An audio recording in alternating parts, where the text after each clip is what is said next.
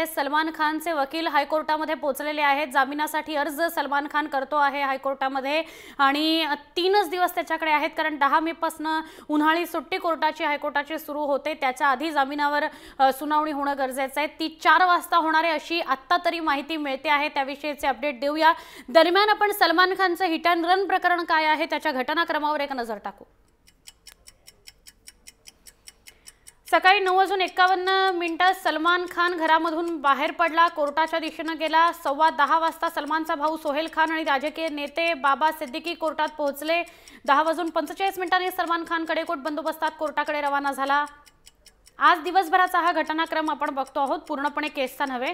10:45 ला न्यायमूर्ती DW देशपांडे यांनी निकाल द्यायला सुरुवात केली। Salman Khan sessions court room मध्ये दाखल झाला।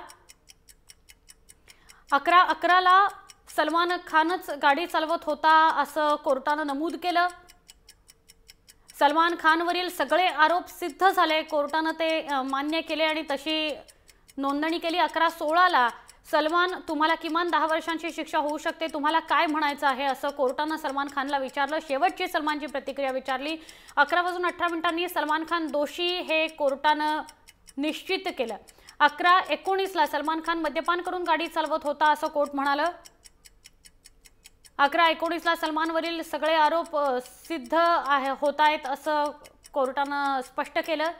सलमानच्या शिक्षेवर कोर्टात युक्तिवाद सुरू झाला। 11:21 हा सगळा दिवसभराचा घटनाक्रम आपण पाहतोय। सलमानने अनेक सामाजिक कार्य केली आहेत, त्याची शिक्षा कमी करावी असं सलमानच्या वकिलांनी म्हटलं।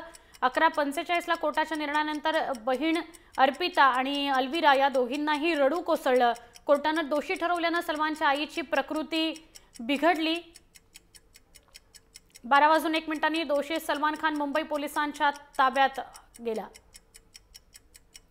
12:02 माझी शिक्षा कमी करावी असं सलमान खानने म्हटलं। 10 वर्षांची शिक्षा देण्याची सरकारी वकिलांनी मागणी केली। प्रदीप घरत सरकारी वकील ज्यांनी 10 वर्ष शिक्षा व्हावी सलमानला असं म्हटलं।